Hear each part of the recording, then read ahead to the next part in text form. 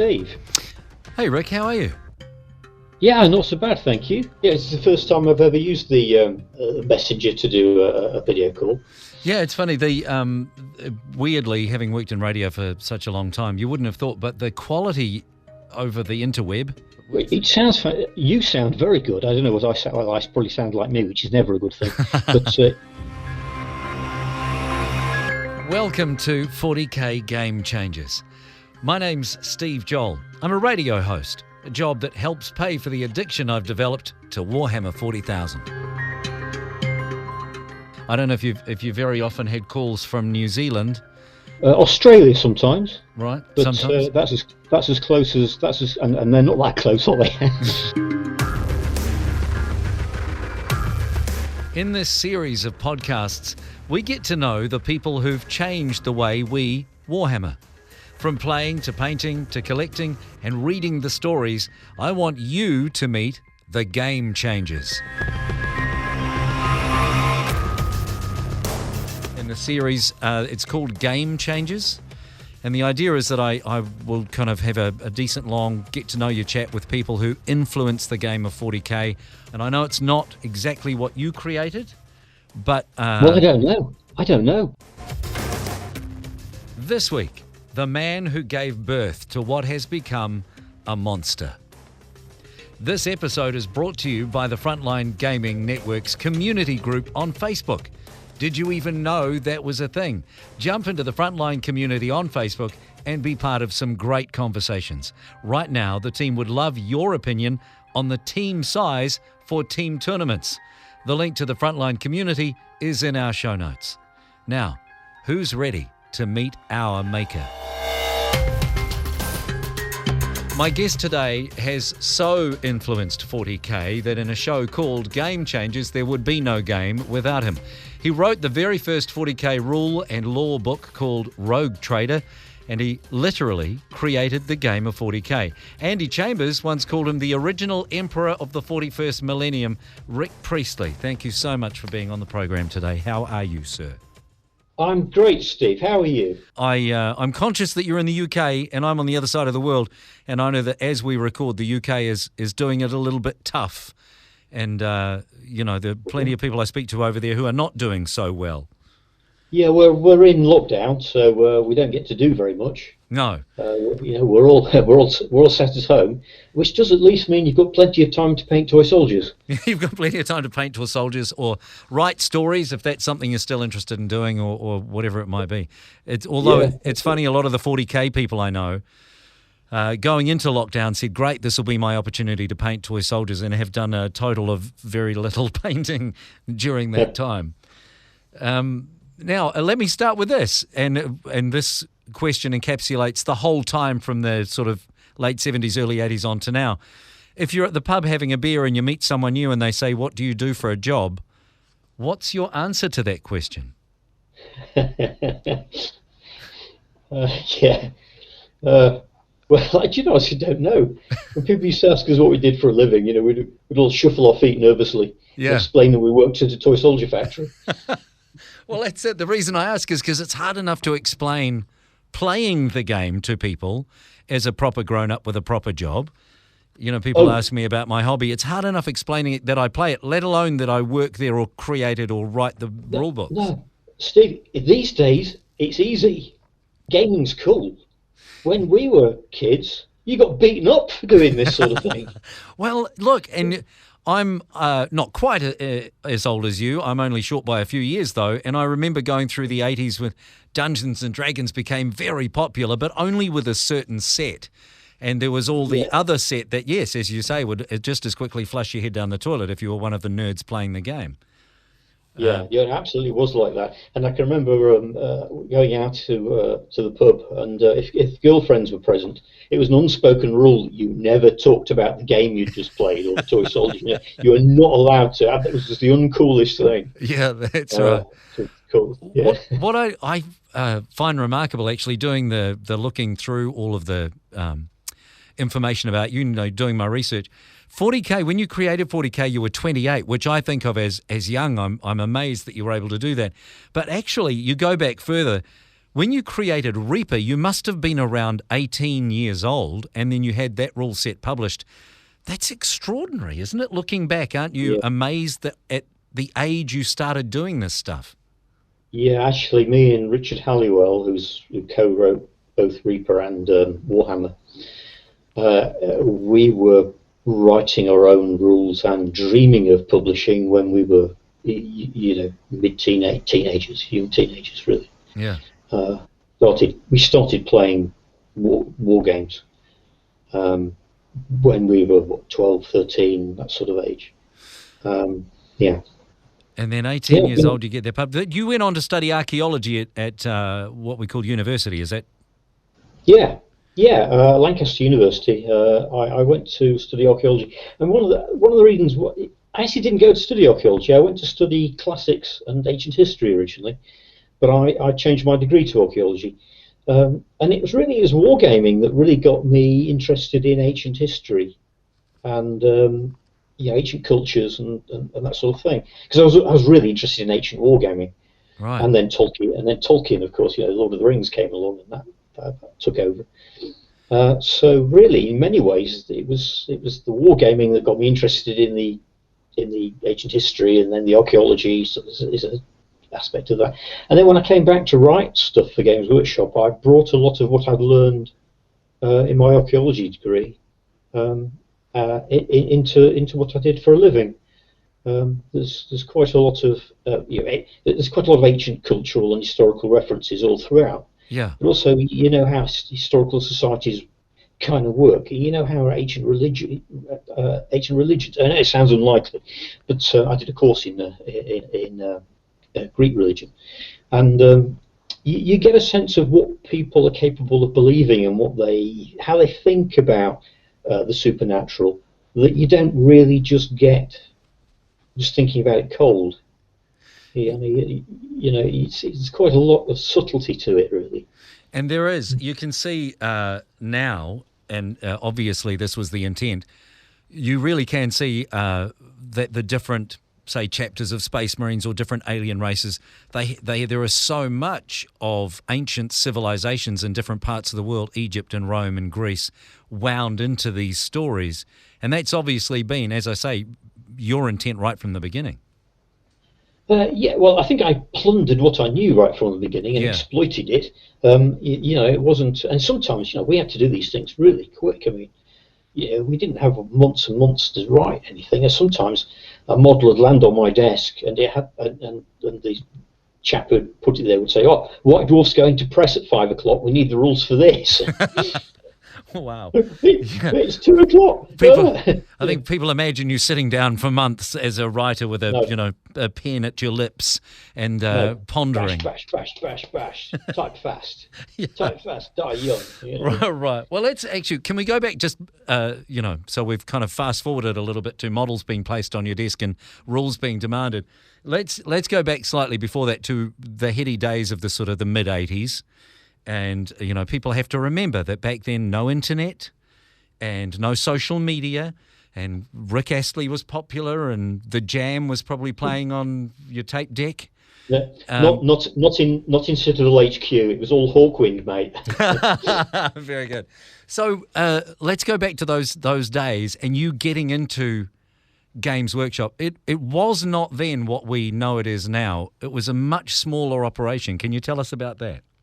In the 80s, I mean, when I first joined, which was 1982, it really was two companies. Games Workshop was an import business that had about 6 shops that basically sold American role-playing games, mostly D&D, and published White Dwarf, which was a kind of games review magazine. And Citadel Miniatures just made models, primarily models for D&D, for role-players. And there wasn't any real wargaming going on in this sort of battles, same sense as battles. Yeah. So we very quickly grew that. There's Brian Ansell at Citadel Miniatures who had the ambition to grow that company. So the Citadel part grew quite quickly, and by the mid 1980s we had moved into a new factory, which was reasonably, we thought it was enormous, and considering the Victorian hellhole that we worked in to start with, I mean, it really was. I mean, when the weather got bad, it rained, and the rain came through the roof, and the water dripped into the pots of molten metal. That could get quite exciting. Yeah, yeah. But you know, by the mid-80s, we'd moved into our Eastwood factory. This was a factory built in a ex-mining town just north of Nottingham. So it was a bit rough. This was in the days when the mines were all closing, and there was quite a lot of industrial unrest. In fact, some of our staff used to get pulled over by the police because of all the picketing going on and industrial rioting. Wow. Yeah, that was quite exciting. Yeah. The original studio there was just a small office. There was about, maybe 4 or 5 of us by then. You know, and I did a lot of everything. The thing about growing up doing, you're kind of starting at the bottom with all these things, and bear in mind I started putting toy soldiers in boxes for a living. You know, and then I ran the mail order, and the mail order involves doing catalogues, and catalogues involves publishing, and publishing involves doing the Warhammer rules and so on. So the advantage of doing everything that way means that I had a pretty good idea of all the processes, all the stages in all the processes. You know, I wasn't just the boss. Later on, you know, I was running the studio, but I'd done most of the jobs that everyone was doing. But by the mid-80s, we really were, I think we were turning over about 10 million, but there was still a sense in which the big thing was role-playing, you know. Right. And if not role-playing, then it was putting together all these games for, I was going to say Woolworths, I don't know if it means anything these days, for the what we call the high street.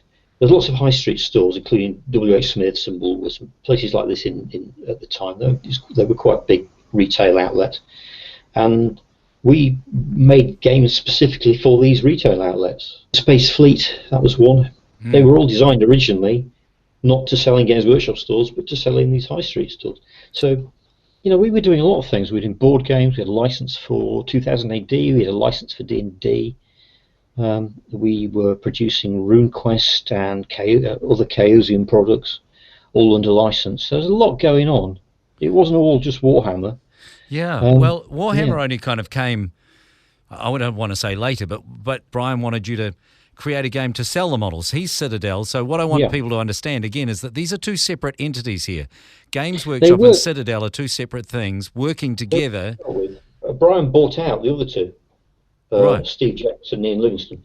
So he amalgamated Games Workshop and Citadel and called it Games Workshop. Now, the reason he didn't call it Citadel was because we had about 10 shops, and they all had signs, and signs are quite expensive on shops, and they all said Games Workshop. Yeah, that was a very practical decision. But I see now our mutual friend Paul Coburn and I were talking about this because he was working there around 84, 85. When Citadel bought Games Workshop, that's a key moment in that Citadel was making models, and that's when it became, okay, the job now becomes selling models. So we're going to create games to sell the models. Is that fair to say? Yeah, although we did continue doing board games and other stuff and role-playing games for quite a long time. Yeah. But Brian was very much models-oriented. Actually, had all the role-playing games made oodles of money, I'm sure he would have become role-playing oriented very quickly. I mean, you know, Brian he was quite pragmatic like that, Brian. Right. There are some elements of the story of, again, before we get into the moment of creation of Warhammer 40,000. I love the idea of the Perry twins making models in their parents' house, essentially, for, you know, in the early days.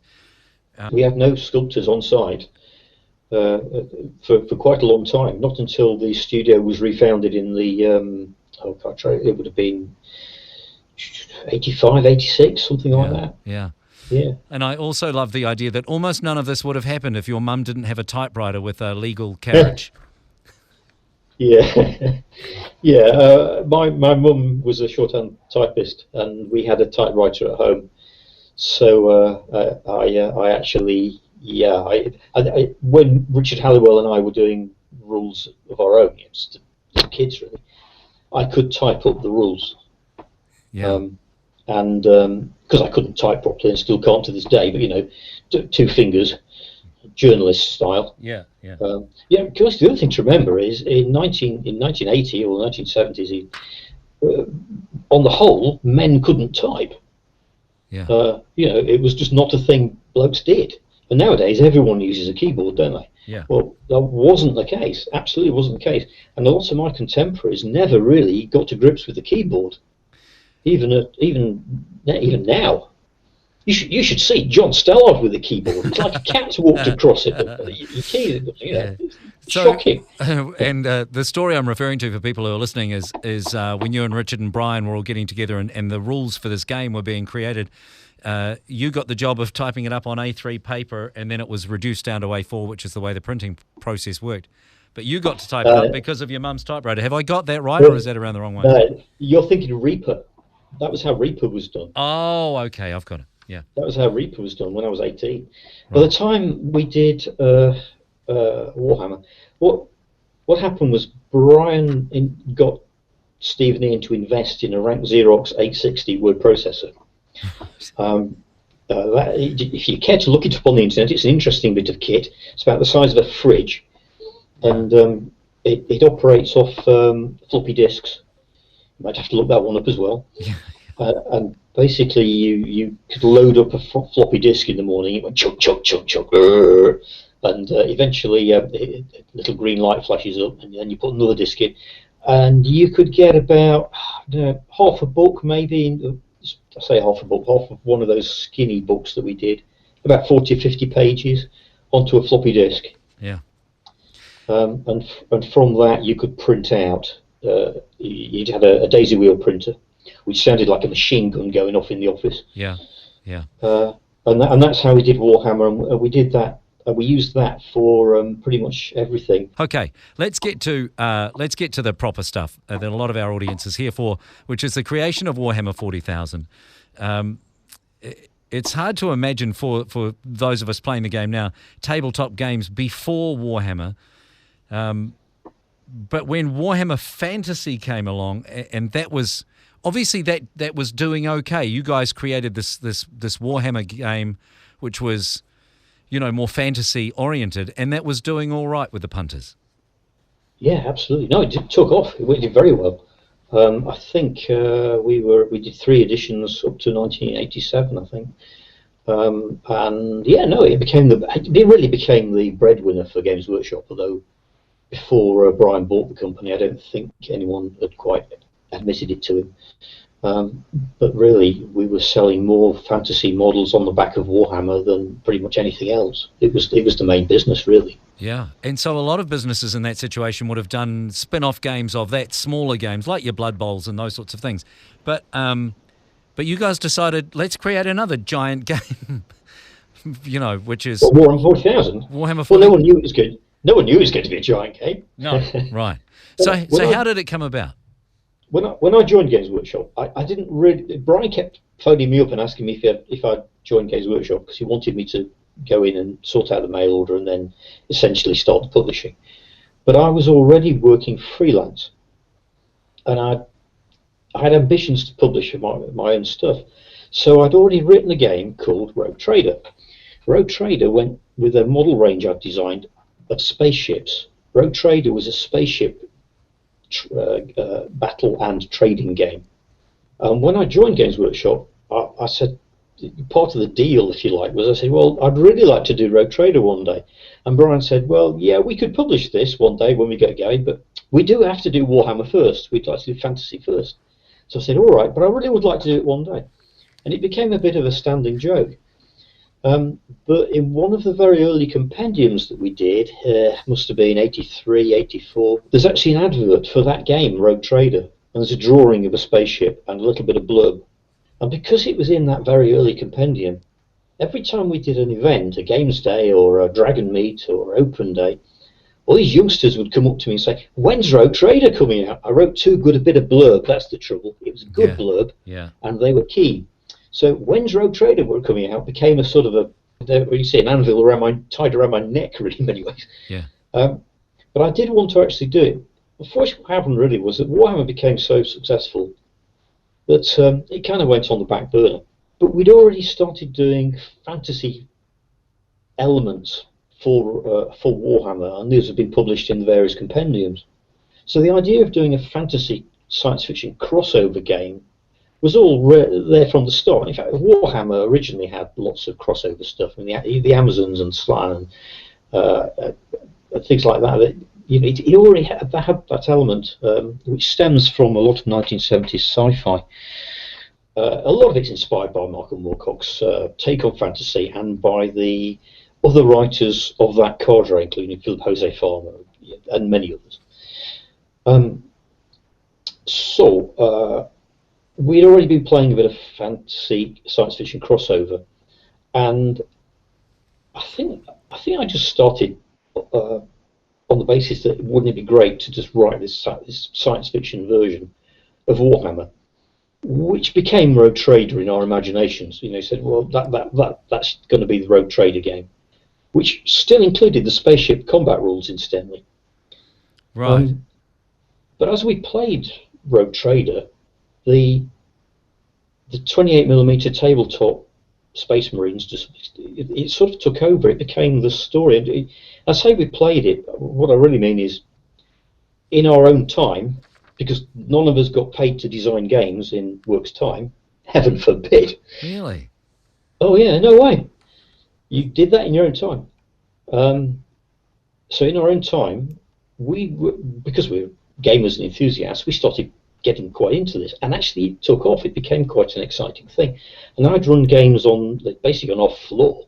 I shared a house with two other Games Workshop guys, and we'd invite friends around, and we'd play these big games of Rogue Trader, and they'd usually involve Space Marines appearing on some deserted world that had been where an outpost has suddenly gone quiet, only to discover that everyone had been taken over by mind-eating zombies. That kind of thing. It's semi-role-playing narrative wargaming. And from that, I evolved the rule set. And one of the things Brian said, is Brian Ansell, when he eventually said, "Okay, Rick, you can do Rogue Trader," the main reason he said it was because we'd already got lots of other games designers who'd suddenly come on board, mostly from TSR. And so I wasn't really needed to do all the work on particularly the role-playing games. So Brian sort of he was almost a sop. It was almost like, oh, for goodness sake, yes, all right, get it out of your system. But if you're going to do Rogue Trader, you have to include all the fantasy races, because nobody's going to buy science fiction models. Okay. So what we'll do is we'll release a whole pack of guns and special equipment and what have you, and people will be able to convert the fantasy figures into science fiction figures. Okay. Because, and Brian would look at me very sternly and go, nobody buys science fiction, Right. See, I've read this as well in other interviews and things you've done. At that time, science fiction, even though Star Wars had been big and, other sci-fi things were coming along, there was this idea that science fiction didn't sell. So Brian Absolutely. didn't want to do it. It's because he'd already done science fiction in the form of a game called Laserburn. It wasn't commercially successful. And we'd already done a range called Spacefarers with Citadel, which was there when I joined, which hadn't really done anything. So I think Brian's feeling was that science fiction really was a bit of a lost hope.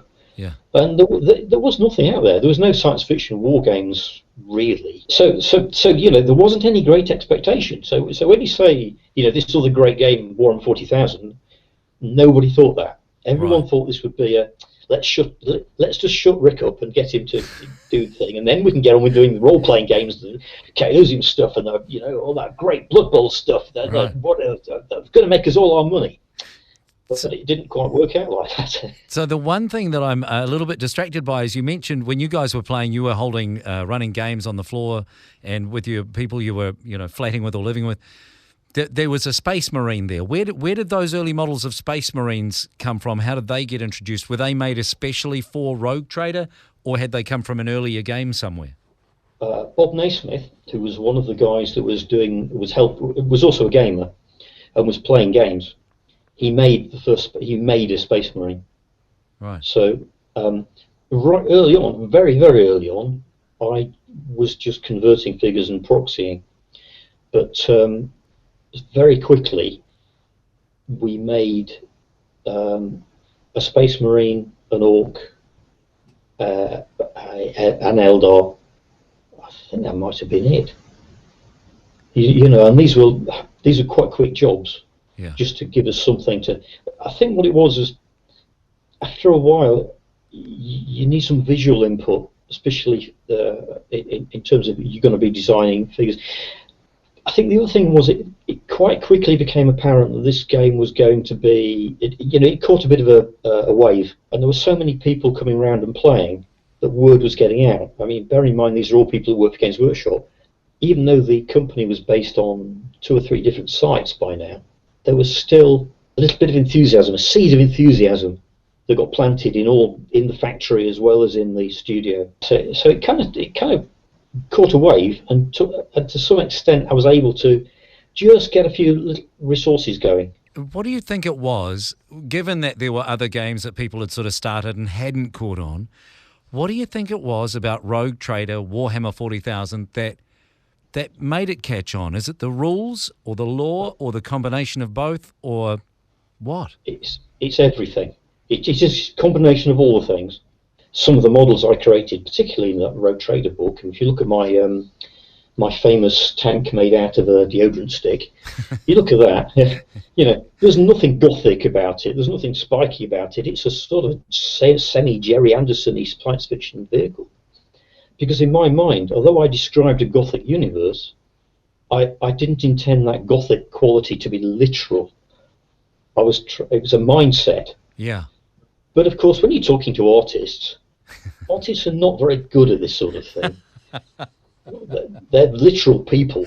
Sure. Make it gothic. Oh, you've drawn a gothic arch of a cathedral, haven't you? Yeah. Oh, yeah. And do you know what? And it works. And the funny thing is, or interesting thing is, I'm in the middle of, and this is unbelievable that I haven't already done this, but I'm in the middle of reading the book Dune for the first time.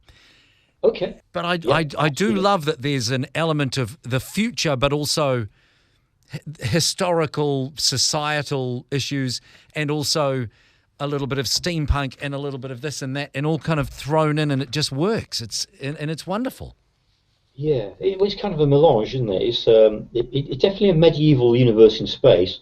Yeah. The whole way, the way I kind of envisaged the galaxy with with warp space and everything, what it does is it turns a galactic space into something comparable to the real world in say, the 16th century. You can effectively sail from the new world to the old world, but it takes a certain amount of time. And getting a message there and a message back, and so you have governors in colonies which might fail, and so on. And you send ships off to explore, but you don't know whether they're going to hit land or not.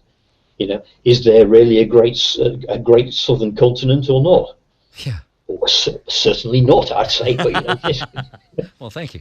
So. Right back then, like right back at the very beginning, you had concepts, and I think I've read you say in interviews that they weren't fully fleshed out. They were more conceptual elements to kind of add flavour. But concepts like the warp and the Emperor you hadn't kind of necessarily figured out who this guy is, what he does, what his history is, but he's there as a conceptual kind of thing. Yeah, I mean, actually, if you look at the Rogue Trader book, there's a section on the Emperor. And I think I just called him kind of like the Emperor, and then just wrote that all off the top of my head. Right. And just went with it, because sometimes you kind of get a groove, you get a theme in your head, and it just writes itself. As you say, that it's got an element of Dune. It's also got an element of the the Runestaff series from Mark and Moore. It's also got elements of 2000 AD. Yeah, you were a fan of 2000 AD. In fact, you were involved in a game of 2000 AD. Yeah, well, it was before I did 40k. I was commissioned by Games Workshop, not necessarily Citadel, by Games Workshop, to write the role-playing game for Just Dread. Yeah. So I sat down with, I think it must have been the first 300 copies of 2000 AD. And I had to go through these and then try to construct the world from all the descriptions in 2000 AD.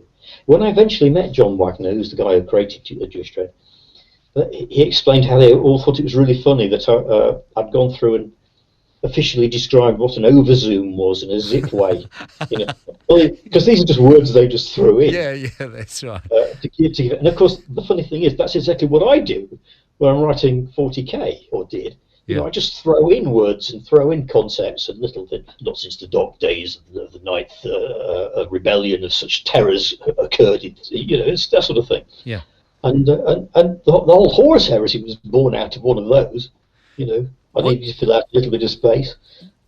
I'm interested in your point of view then, as a writer of this. That I feel like there are people who, and you wouldn't have known, I guess, when you were first writing Rogue Trader. But there are people who know the lore so deeply and so well, in the same way that some Star Trek and Star Wars fans do, that they take it so seriously, and they go back and they compare this passage here to one that was written 10 years ago and want to say that they cancel each other out. And people can get quite grumpy about it. But that's never how you intend it when you write it, I guess. No, I did try quite hard when 40k first came out. I tried quite hard to keep tabs on everything. Yeah. But what I found was other people would take on bits, and because it became successful, everyone wanted a part of it. All of a sudden, particularly Brian himself, and he was the boss, so he's entitled, started to come up with stuff for it. So the whole thing with Tyranids, although I created the Tyranids originally, they were really reimagined by Brian Ansell, and he reimagined Tyranids and wrote all that stuff about them. Right. But I don't. The whole concept of them moving through the warp as a shadow at sub-light speed, which was his original idea, I just sat back and I thought, Brian, do you know how much of a threat something moving at sub-light speed is in a galaxy that's 30,000 light years across? Yeah. You're not that worried about it. You can quietly just ignore it. Yeah, right. So it's things like that. I don't think all the people necessarily got their head around. And it's someone who's been in the game much longer than I have. Recently wrote an article that the game of 40k started with a sense of humour that maybe it doesn't have so much now, but that back in the day, orcs is a great example. Even the names of things there's obviously some tongue-in-cheek going on there. And did you deliberately intend for this, in this grimdark, to also to have some comedic or some light? Yeah, it's light and shade. I always do that. I never quite managed to take myself entirely seriously. There's probably more jokes in 40k than people realise, because I'd make references to things that would be a little bit obscure. Nowadays, there's no such thing as anything obscure, is there? Because you can always just go on the internet, Google it, type something in. Yeah. But when I created the the marine chapters and the various chapter masters, the Primarchs, a lot of them are quite gags on things. Like the Dark Angels chapter Primarch being Lionel Johnson, and Lionel Johnson famously wrote a poem called The Dark Angel. Right. But how many people are into late Victorian poetry? It's not as many as you'd think. Yeah, exactly. But of course nowadays you can look it up. Yeah, but I don't know if very many people do. So that little revelation may come as something quite startling. Well, I've made that one before. Well, it's actually a bit more of a joke as well, because the Dark Angel is about Lionel Johnson's own kind of. It's like his inner desires and repressions. It's something quite shady and has sexual overtones as well. And of course, the Dark Angel chapter Space Marines always have this sort of secret dark side to them. Yeah. In fact, Lionel Johnson died falling off a bar stool while I was pissed, if I remember right. So I'm interested in what your favourite part of all of this is. Is there something you created that you look down on with particular pride, that you really, really just go, either a character or a chapter or a race or a part of the game? I don't know. I mean, I'm not really.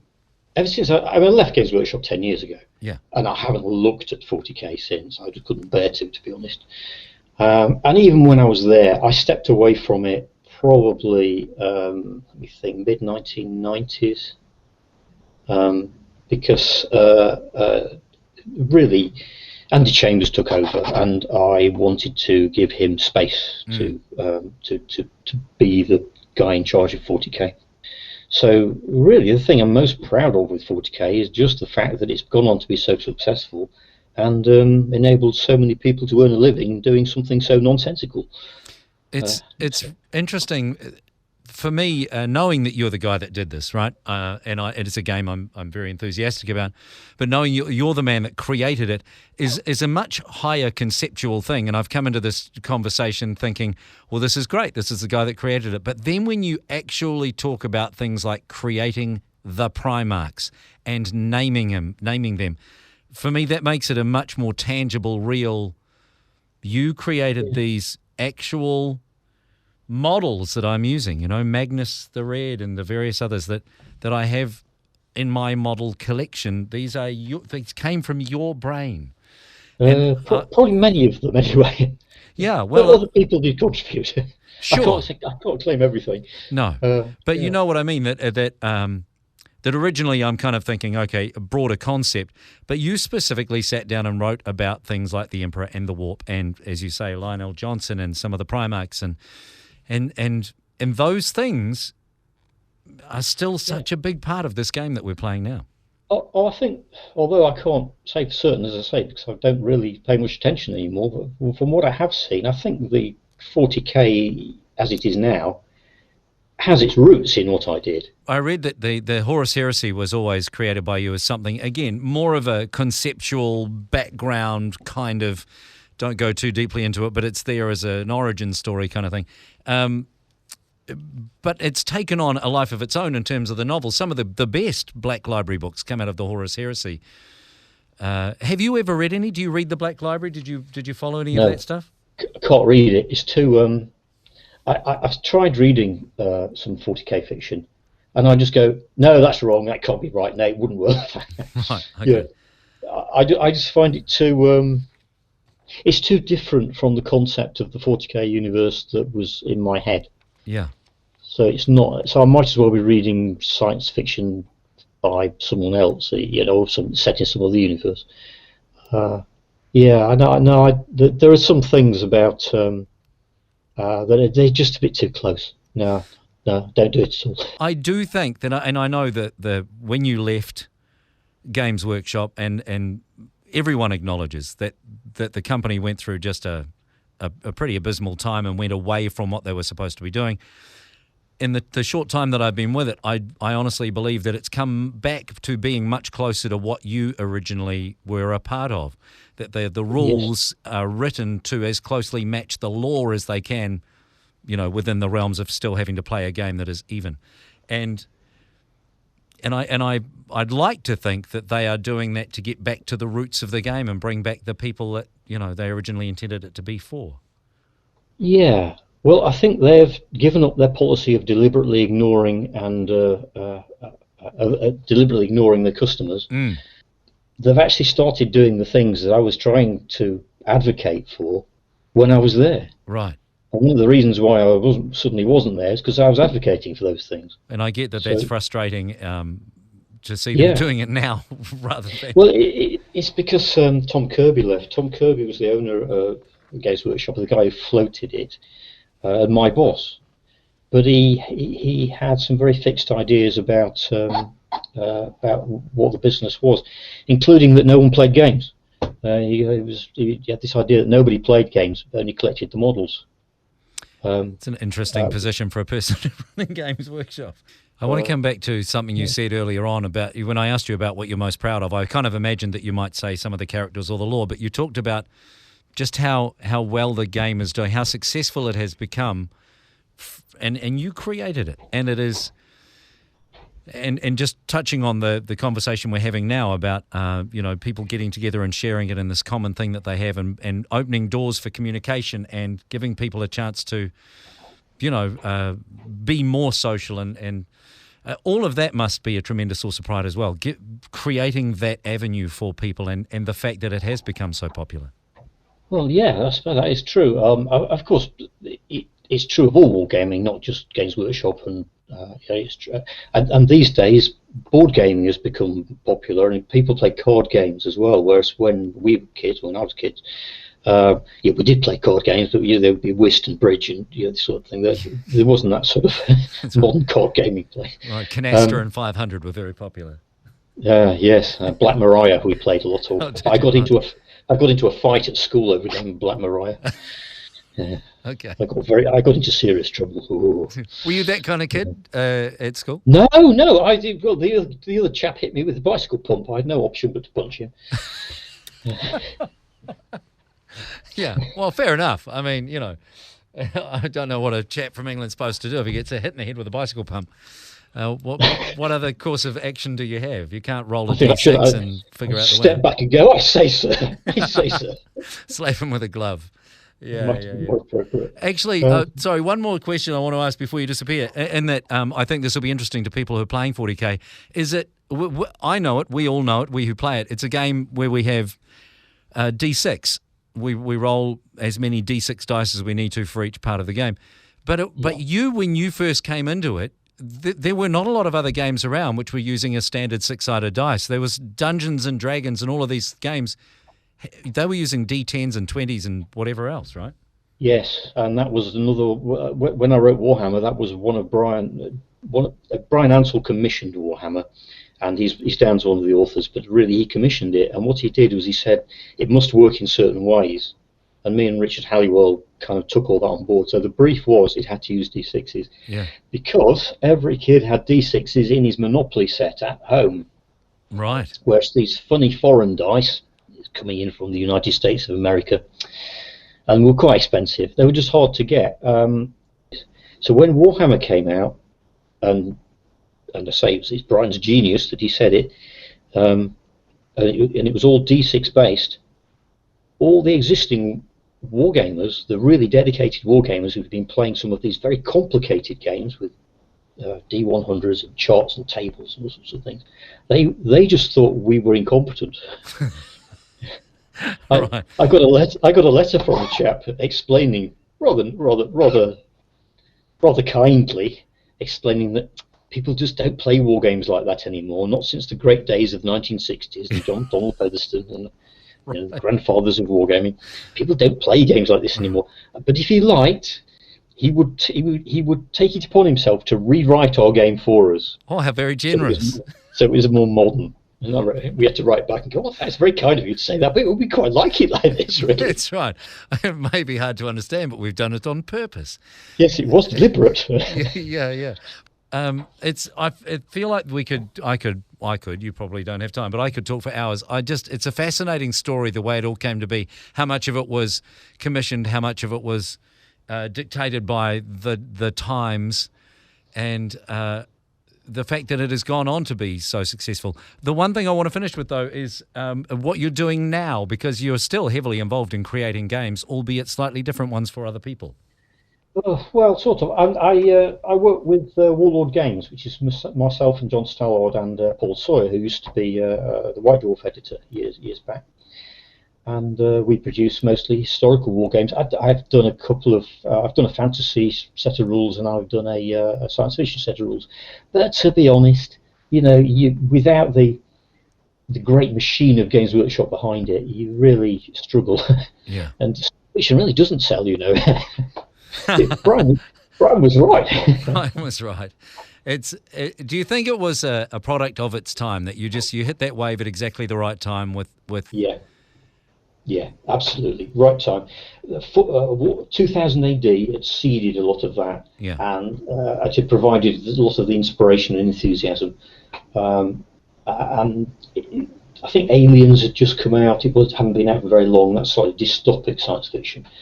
And the idea of having good guys who were very dark and sinister was it really appalled a lot of Americans in particular. Yeah. But it chimed with that 2000 AD Judge Dredd. I remember reading Judge Dredd, 2000 AD, Commando comics when I was a boy growing up. Yeah. These are the things that we read, and Roy of the Rovers, weirdly. And listen, thank you so much for your time. It's been a fascinating conversation, and if I may say, an honour to catch up with you. So I really appreciate you being available for the show, and all the best very welcome, Steve. For all the rest of it. I hope COVID winds up soon and you're able to get out and play again. Yeah, me too, Steve. It's been a little bit a bit strange, but I have painted lots of toy soldiers, so that can't be too bad. Good. Well, I'm glad somebody is. I'm glad somebody's doing it. Thanks, mate. Take care. All the best. Yeah, you too. Bye. Bye now. My sincere thanks to Rick Priestley. The link to Warlord games is in our show notes. Make sure you join the Frontline community group on Facebook. How many in the perfect-sized 40K team? They'd love your thoughts. And while you're on Facebook, go like the 40K Game Changers page, and if you can, leave a review of the show. That'd be super helpful. That link is also in our show notes.